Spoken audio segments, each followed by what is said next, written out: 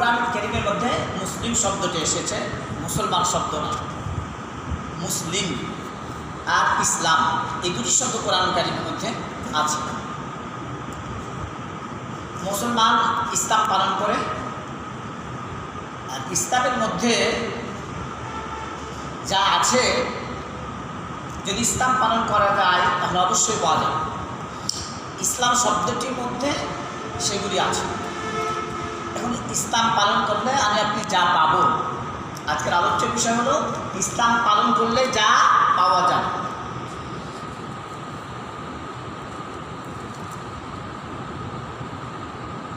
ইংরেজি শব্দ যদি ইসলাম বলি, ইসলামটাকে ইংরেজি শব্দে যদি বানান করি তাহলে স্পেলিং হবে ISLAM। এখানে 5টি লেটার রয়েছে। এই 5টি লেটারের ব্যাখ্যা দেওয়ার চেষ্টা করবো ইনশাআল্লাহ, মা তাওফীক ইল্লা বিল্লাহ। আর ওই ব্যাখ্যাগুলি ইসলামের মধ্যে রয়েছে। প্রথমত আই দিয়ে আমি করেছি ইন্টারেস্ট, লাভ, প্রফিট। পৃথিবীতে এমন কোনো মানুষ নেই যে সে লাভ চায় না, প্রফিট চায় না, ইন্টারেস্ট চায় না, আছে নাকি? আমি সহ পৃথিবীতে কেউ লাভ ছাড়া চলে? বিনা লাভে কেউ বোঝা বহন করে? কেউ বহন করে না। কারণ প্রত্যেকটা মানুষই কি লাভের পিছনে ছুটছে, ইন্টারেস্টের পিছনে ছুটছে। তবে এইটুকু পার্থক্য, যেহেতু কেউ মানে পজিটিভ ইন্টারেস্ট আর কেউ নেগেটিভ ইন্টারেস্ট।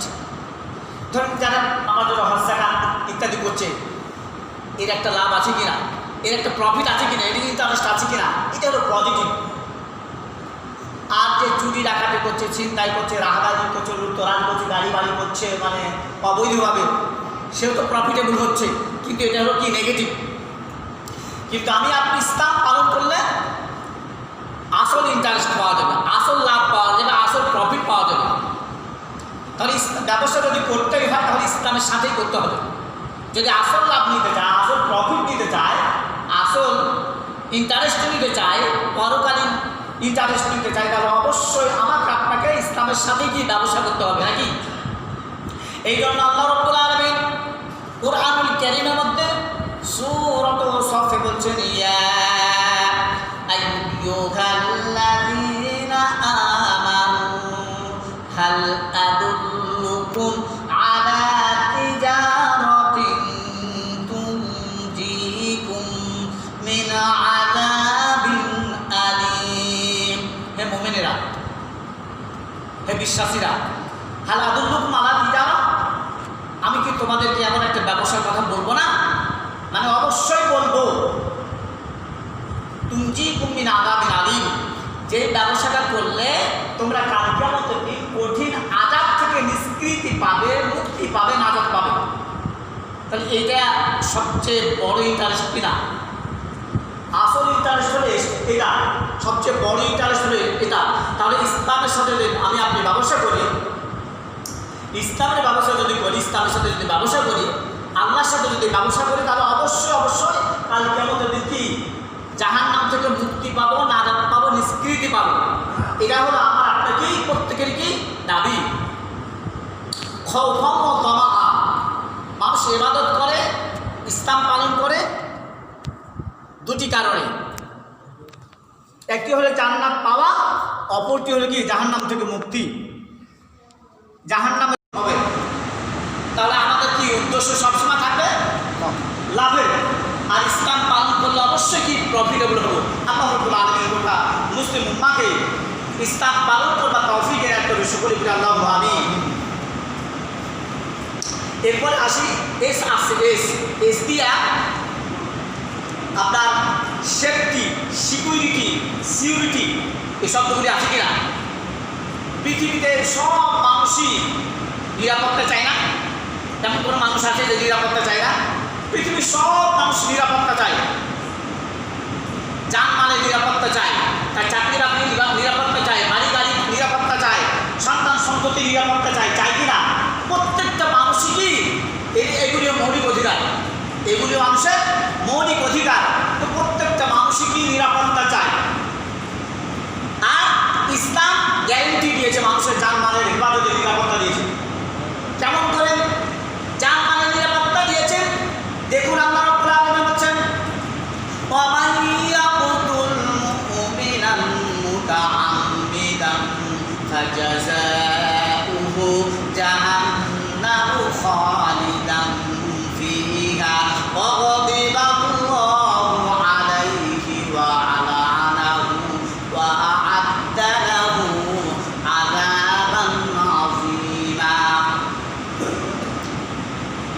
আল্লাহ রাব্বুল আলামিন বলছেন যেই লোকটা ইচ্ছা করে কোনো মুমিনকে কি হত্যা করবে, যে ব্যক্তি কোনো মুমিনকে ইচ্ছা করে হত্যা করবে, ফাজাযাউহু জাহান্নাম, তার স্থান হবে জাহান্নাম, তার প্রতিদান তার বদলা হবে কি জাহান্নাম।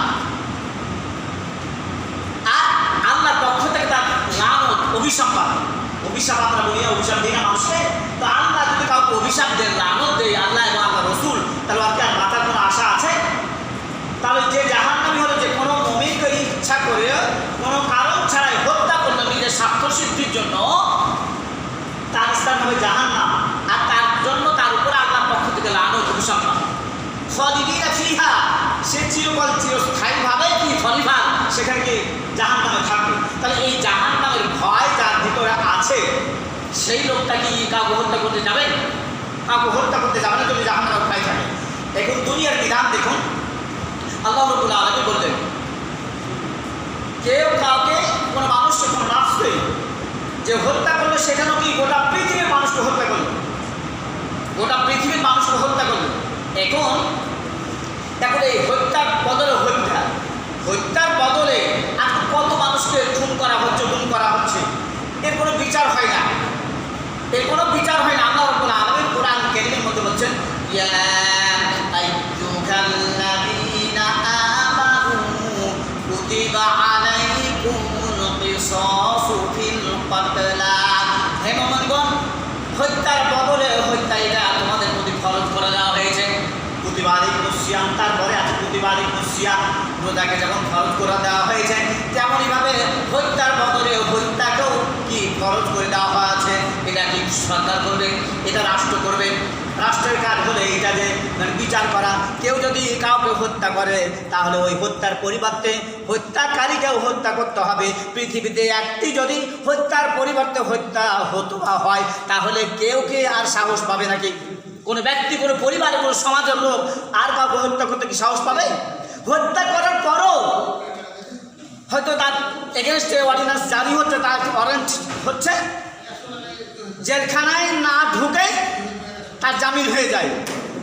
এ তো দেশ নাকি, এ তো সমাজ, এ তো রাষ্ট্র। একটা মানুষকেও হত্যা করার পরও জেলখানাতে না ঢোকার আগে তার জামিন হয়ে যায়। এই অবস্থা না দেশের? গোটা বিশ্বের চিত্রটা এরকমই। আমি দেশের বলছি, গোটা বিশ্বের চিত্রটা এরকমই। আল্লাহ দিলেন কি জানমালের কি নিরাপত্তা দিয়েছেন, আর ইসলামের নিরাপত্তার বিধান করা হয়েছে। তাহলে ইসলামের বিধান এরকম না যে কেউ হত্যা করলে তাকে হত্যা করতে হবে। এটা জানের নিরাপত্তা, মালের নিরাপত্তা। দেখুন আল্লাহ রাব্বুল আলামিন বলছেন ওয়াস-সারিকু ওয়াস-সারিকাতু ফাকতাউ আইদিয়াহুমা, চোর অথবা চুরনি যদি চুরি করে তাহলে তার হাত কেটে নিতে হবে। এটা কোরআনের বিধান কিনা? এটা মানুষ তো তৈরি করে আল্লাহর বিধান। পৃথিবীর কোনো রাষ্ট্র যদি এই আইনটা পাস করে যে চুরি করলে তার হাত কাটা যাবে, তাই একজনের যদি হাত কাটে তাহলে ওই হাত কাটা দেখে, টিভিতে তো অনেক কিছু দেখায় না, তাহলে ওই হাত কাটা যদি দেখাতো পৃথিবীর কোনো রাষ্ট্র, বাংলাদেশ বলছি না, পৃথিবীর কোনো রাষ্ট্র যদি দেখাতো তাহলে ওই রাষ্ট্রের অন্তত ওই রাষ্ট্রের লোকেরা আর চুরি করতে যেত। নবী রাসূল জনাব মুহাম্মদ সাল্লাল্লাহু আলাইহি ওয়াসাল্লাম এবং সাহাবা উমর খেলাফতের এই সময়গুলোতে কয়টা চোর খুঁজে পাওয়া গেছে? এই কারণে যে চুরি করলে কি হাত কাটার বিধান জারি করা আছে, আমার হাত কাটা যাবে। একজনের যদি হাত কাটা যায় তাহলে ধরুন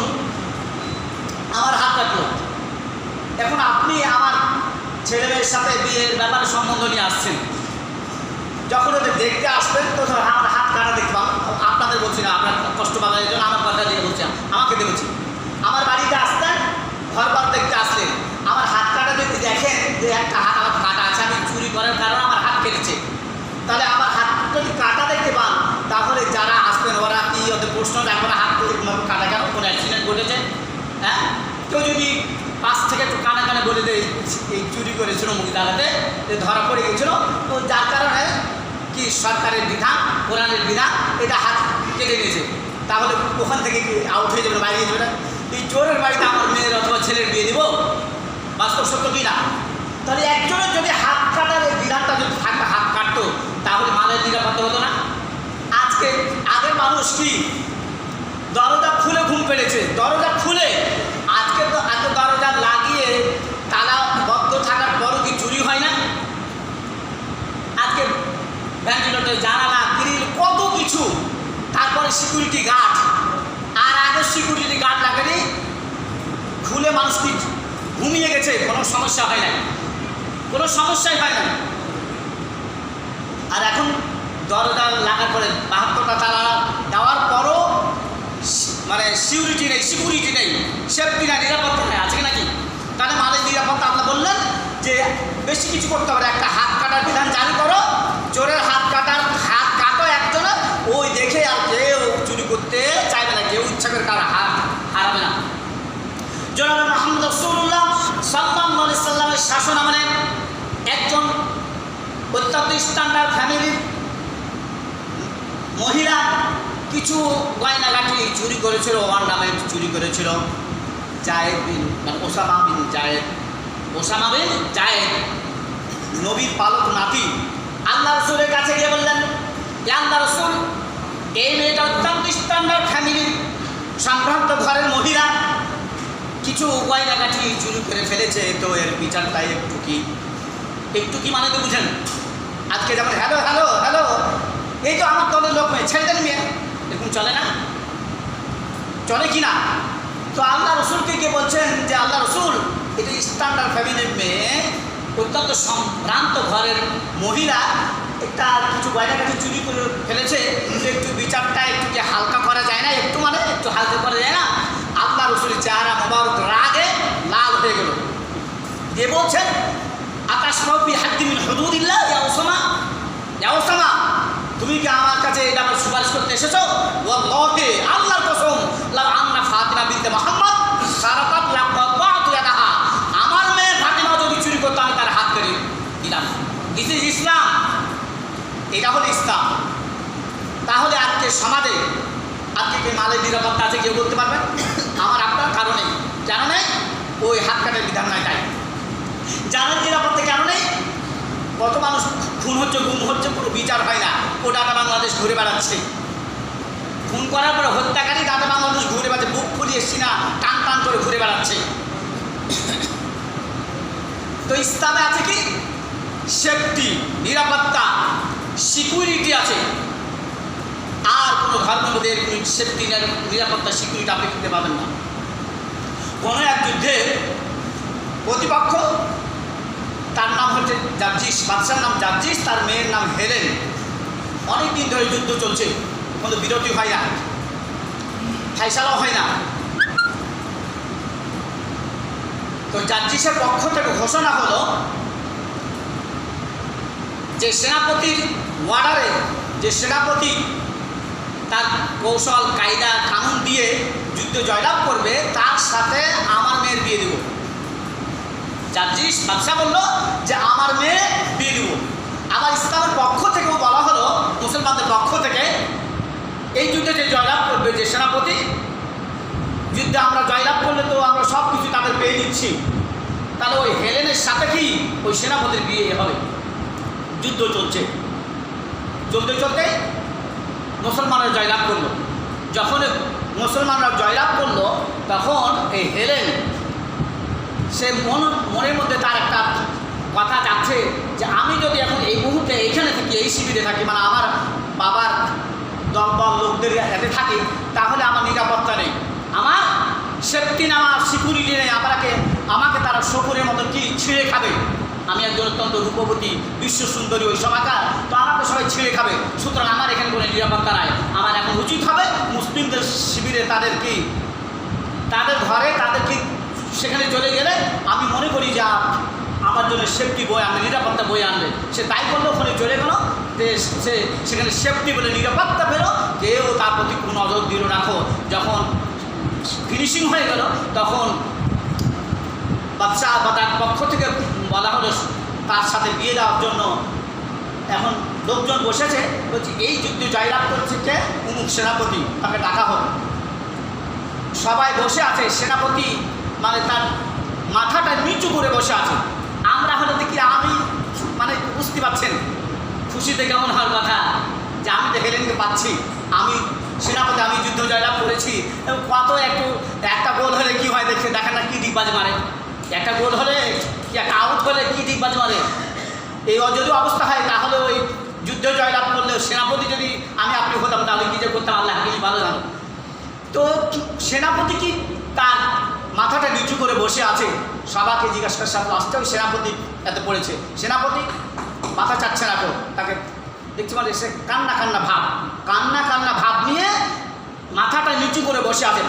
তাকে প্রশ্ন করা হচ্ছে, এখন তো তোমার খুশির খবর, অন্তত আজকে দিন তো তোমার খুশির খবর, তুমি সেনাপতি, তুমি জয়লাভ করেছ, তোমার সাথে তো হেলেনের বিয়ে হবে, বিশ্ব সুন্দরী, তার সাথে তোমার বিয়ে হবে, তোমার তো খুশির কথা, কিন্তু তুমি এইরকম মানে মনটা খারাপ করে, মনটা মলিন করে, চেহারা মুবারক মলিন করে কেন তুমি বসে আছো? সে বলছে আমার ভয় হচ্ছে যে আল্লাহ রাব্বুল আলামিন যদি কাল কিয়ামতের দিন হাসরের মাঠে প্রশ্ন করে বসেন, সেনাপতি তুমি হয়তো ওই হেলেনকে বিবাহ করার জন্য জান প্রাণ দিয়ে তুমি যুদ্ধ করেছো। আল্লাহ যদি প্রশ্ন করে বসেন, মনের মধ্যে রিয়া মানসাল্লাহ ইউরাই ফাকাদ আশরাকা, যে লোককে দেখে নামাজ পড়লো সে শিরক করলো। মানসামা ইউরাই ফাকাদ আশরাকা, যে লোককে দেখিয়ে রোজা রাখলো সে কি শিরক করলো। মানতাসাদ্দাকা ইউরাই ফাকাদ আশরাকা, যে শুধু বাহাবা নেওয়ার জন্য লোককে দেখিয়ে দান করলো কি সে শিরক করলো। তাহলে আল্লাহ রাব্বুল আলামিন যদি বলে বসেন, জিজ্ঞাসা করে বসেন যে সেনাপতি অমুক, তুমি ওই মেয়েকে বিবাহ করার জন্য তোমার জীবনকে বাজি রেখে যুদ্ধ করেছো, তাহলে তো আমার সব শেষ, জান্নাত শেষ। আমার মেয়ে পাবো কিন্তু আমি তো জান্নাত পাবো না, শান্তিনিকেতন চিরস্থায়ী সে বাসস্থান সেটা তো পাবো না। তাই তাদের মধ্যে কি খোদার ভয় ছিল আর জবাবদিহি কী ছিল। আর বলছিলাম যে ইসলামের মধ্যে কি সেফটি রয়েছে, সিকিউরিটি রয়েছে, নিশ্চয়তা রয়েছে, সিকিউরিটি রয়েছে, ইসলামের মধ্যে সিকিউরিটি রয়েছে। আমরা মানুষের যে মৌলিক অধিকার, খাদ্য, বস্ত্র, বাসস্থান, শিক্ষা ও চিকিৎসা, এই 5টা মৌলিক অধিকার কিনা, এটা পলিটিক্যাল সায়েন্সের কথা। কিন্তু আল্লাহ রাব্বুল আলামিন পৃথিবীর জন্ম থেকে মানুষ সৃষ্টির থেকেই কি মানুষ সৃষ্টির আগে এই সমস্ত কি মৌলিক অধিকারগুলি কি আল্লাহ রাব্বুল আলামিন দিয়ে দিয়েছেন, মৌলিক অধিকারগুলি দিয়ে দিয়েছেন। তার দুই একটি কথা বলি প্রমাণের জন্য। আল্লাহ রাব্বুল আলামিন আদম আলাইহিস সালাম এবং বিবি হাওয়াকে সৃষ্টি করার পর বললেন যে উসকুন আনতা ওয়া যাওজুকাল জান্নাতা ফাকুলা মিনহা রাগাদান হাইসু শি'তুমা ওয়ালা তাকরাবা হাদিহিশ শাজারাতা ফাতাকুনা মিনাজ জালিমিন। আদমরে তুমি এবং তোমার স্ত্রী জান্নাতে কি বসবাস করো, ইট ড্রিঙ্ক অ্যান্ড ম্যারি, খাওয়া দাওয়া ফুর্তি করো। এই দুনিয়াটা মানুষ বলে কিনা, তো দুনিয়াটা মস্ত বড়, খাওয়া দাওয়া ফুর্তি করো, এ কথা বলে কিনা। তো আল্লাহ রাব্বুল আলামিন বললেন আদম তুমি এবং তোমার স্ত্রী বিবি দুজনে কি জান্নাতে বসবাস করো, আর তোমাদের যা মনে লাগে তা খাও, কোনো পয়সা করে লাগবে, বিনিময় লাগবে না, সব উপভোগ করো। শুধু আমার একটা অর্ডিন্যান্স জারি থাকলো শেষের দিকে, ওয়ালা তাকরাবা হাদিহিশ শাজার, ওই গাছটা দেখছো না, ওই গাছের নিকটবর্তী হবে না, গাছের ফল খাওয়া তো দূরেই থাক, ওই গাছের কাছে যাবে না। আল্লাহ তো বলতে পারতেন যে লা তাকুলুস সামার, এই গাছের ফল খেও না, এই কথা বললেন না, বললেন যে ওয়ালা তাকরাবা হাদিহিশ শাজার, ওই গাছের কাছে যেও না।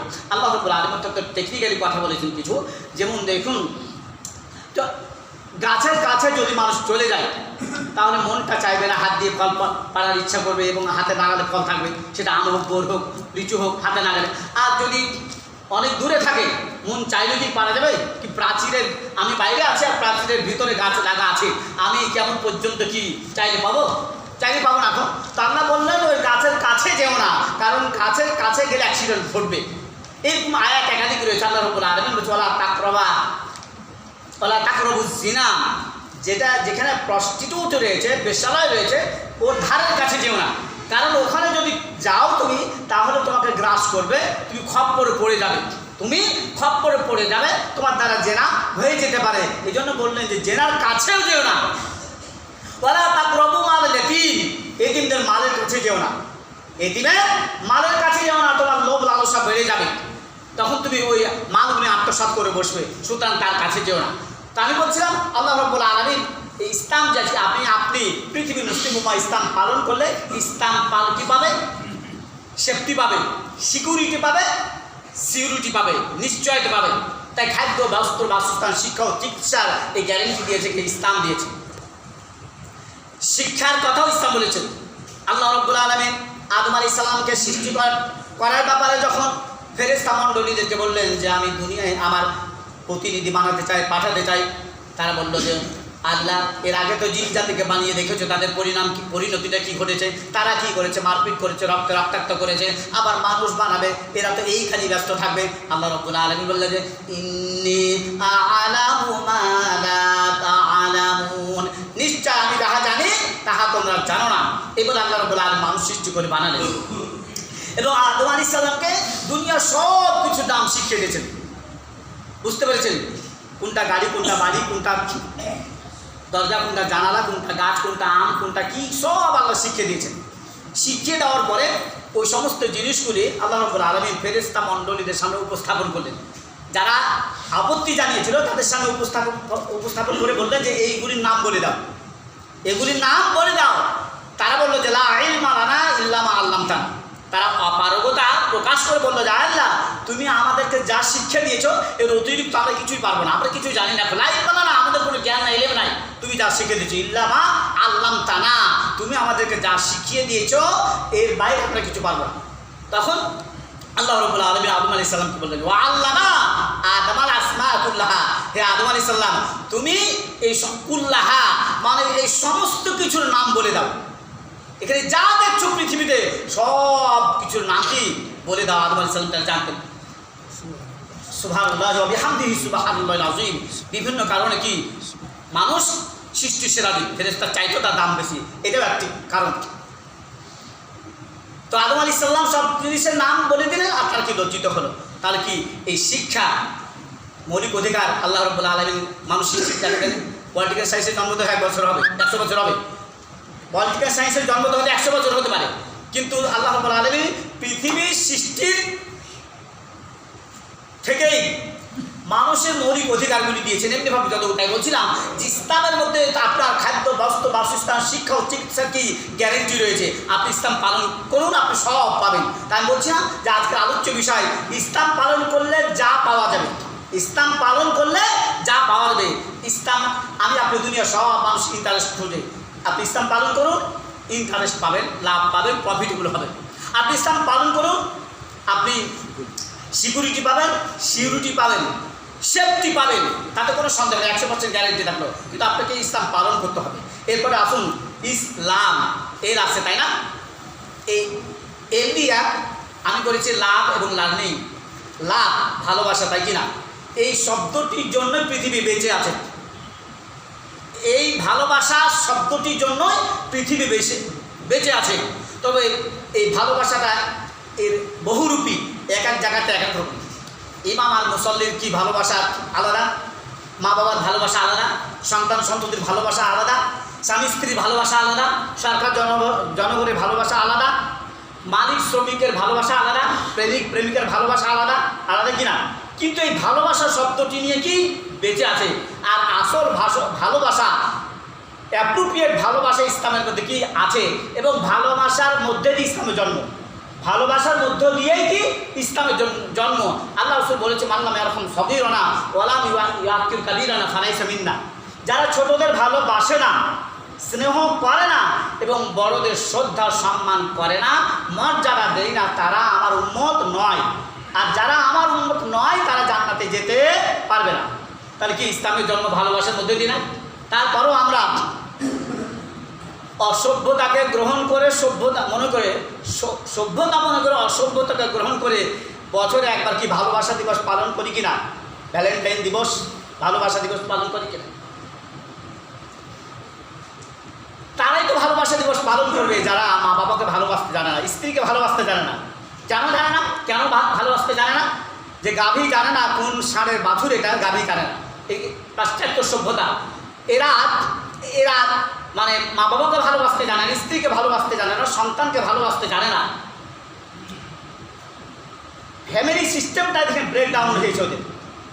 পাশ্চাত্য শিক্ষা ব্যবস্থা এবং পাশ্চাত্য সভ্যতাতে ফ্যামিলি সিস্টেমটা ব্রেকডাউন। ওখানে ব্রোকেন ফ্যামিলির সংখ্যা বেশি।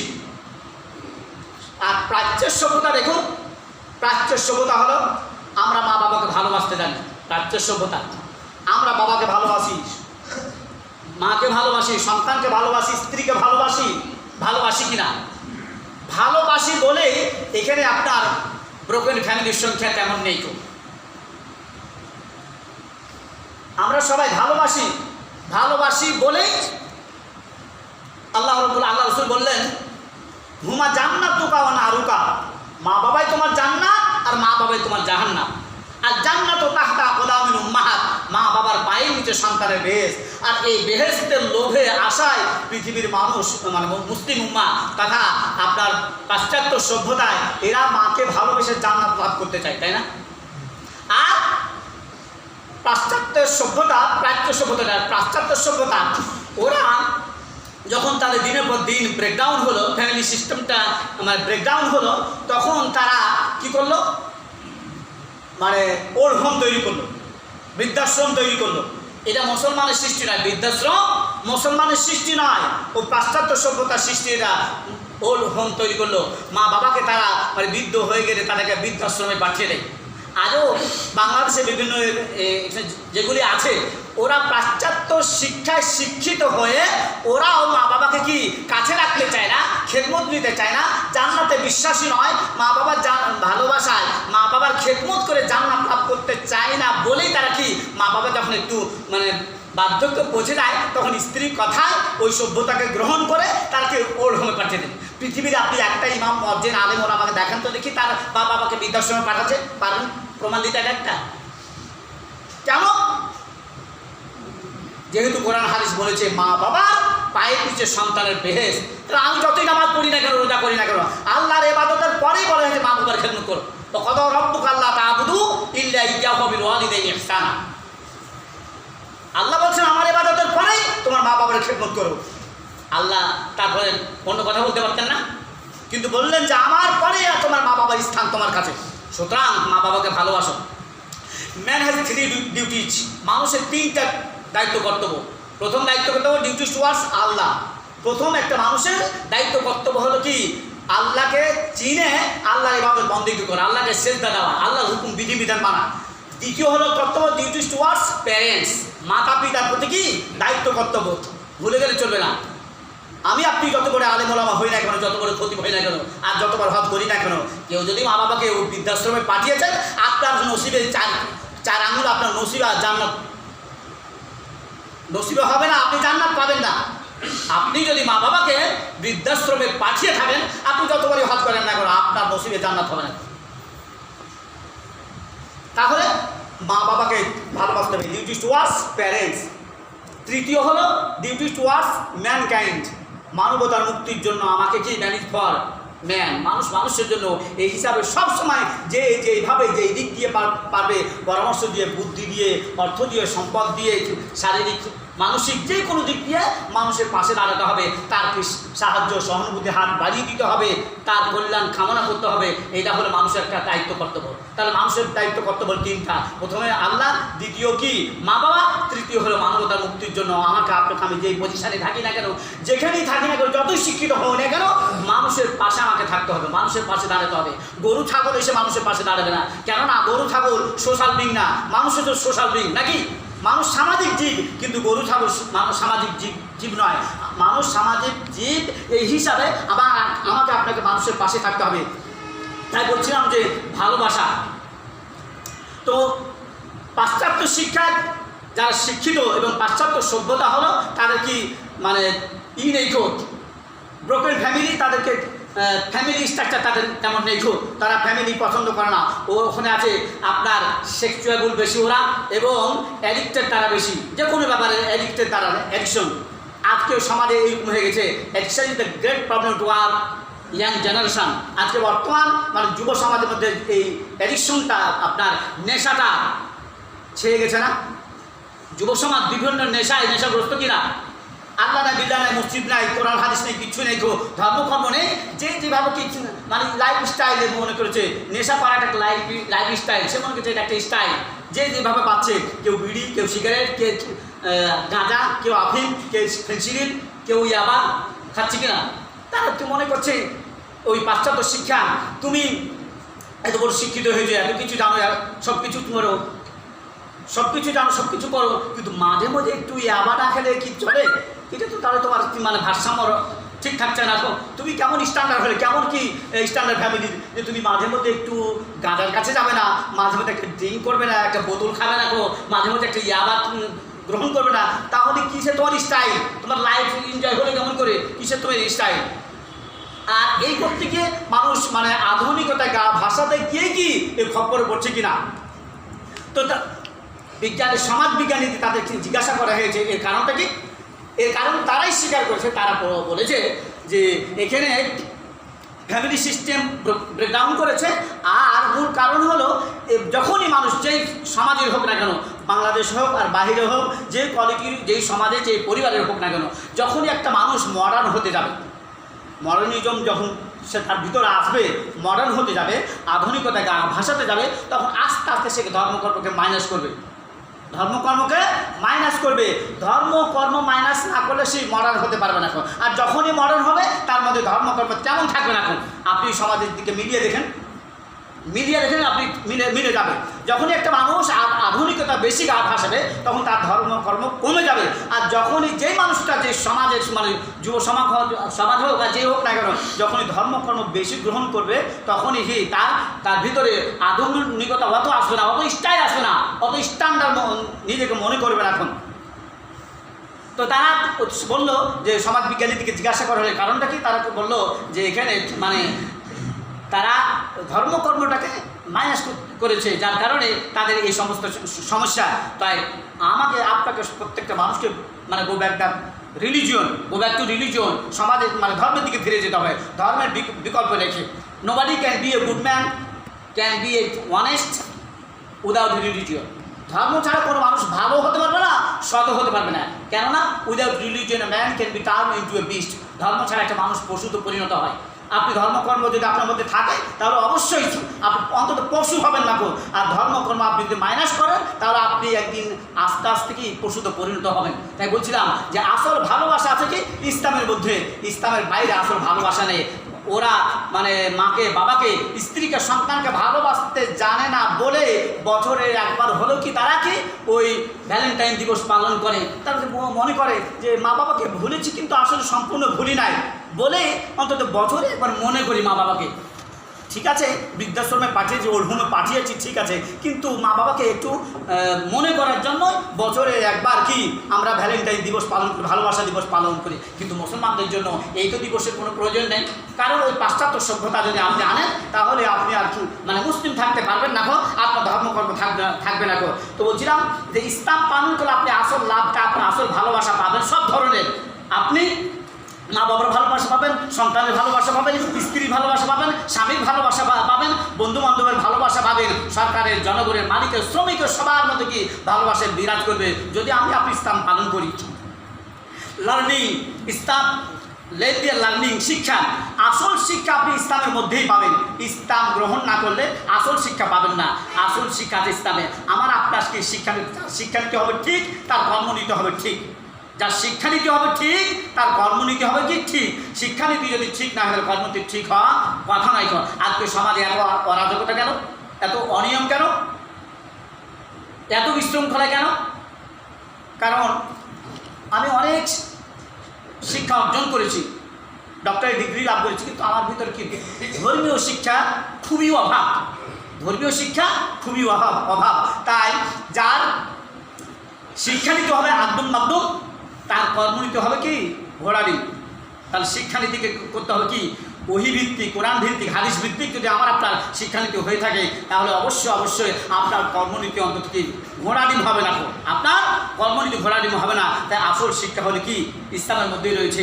আর এই জন্য আপনি যে কোনো জিনিস মানার জন্য আমাকে জানতে হবে আর জানার জন্য পড়তে হবে। আর এই জন্য আল্লাহ রাব্বুল আলামিন বলছে ইকরা বিসমি রাব্বিকাল্লাযী খালাক। অন্য কথা তো আগে বললেন না যে নামাজ পড়ো, রোজা করো, হজ করো, যাকাত দিয়ে কথা বললেন না, কি বললেন? যে আগে পড়ো, তার পড়ার বিকল্প নেই। তাহলে আপনি কোনো আমল করতে চাইলে, কোনো কিছু মানতে চাইলে আমাকে জানতে হবে, আর জানার জন্য অবশ্যই কি পড়তে হবে। এই জন্য আল্লাহ রাব্বুল আলামিন প্রথম কথা হলো কি ইকরা পড়ো, পড়তে বললেন। তাহলে আসল কি শিক্ষা হলো ইসলামের মধ্যেই আছে। এরপরে এই দিয়ে হলো আল্লাহ। প্রত্যেকটা মানুষ আমার এখানে নামাজ পড়তে এসেছি আল্লাহকে পাওয়ার জন্য, জান্নাত পাওয়ার জন্য। আর কিছু আছে যে নামাজে পড়ে কি শিবগঞ্জে আদি চমচম একটা করে পাবো এরকম নাকি? কারণ মনের মধ্যে একটু সামান্যতম নেই, এবং কোনো প্রস্তাব এখানে দেখতে পাওয়া যাচ্ছে না। থাকলেও তাও হয়তো বোঝা যেত যে ওদের কিছু পাওয়া যাবে নামাজে পড়ে, কোনো ত্রাণও পাওয়া যাবে না। তাহলে আমরা এখানে এসেছি শুধুমাত্র আল্লাহকে পাওয়ার জন্য, আর কি জান্নাত পাওয়ার জন্য। তাহলে if you become for Allah, everything will become for you. যদি আপনি যদি কি আল্লাহর জন্য হয়ে যেতে পারে, তাহলে দুনিয়ার সব কিছুই কি আমার আপনার জন্য হয়ে যাবে। আল্লাহ রাব্বুল আলামিন হুয়াল্লাযী খালাকালাকুম মা ফিল আরদি জামিআ, দুনিয়ার সব কিছুই আমি তোমাদের জন্য সৃষ্টি করেছি। তাহলে কথা হলো আমাকে আপনাকে আল্লাহর জন্য হতে হবে। তাহলে দুনিয়া তো শুয়ে আছেন, তো উপরে ছাদের উপরে আওয়াজ হচ্ছে, তো বলা হচ্ছে নিচ থেকে যে ছাদের উপরে কে, তো উপর থেকে কি উত্তর দেওয়া হচ্ছে যে আমার উট হারিয়ে গেছে, তো আমি খুঁজছি।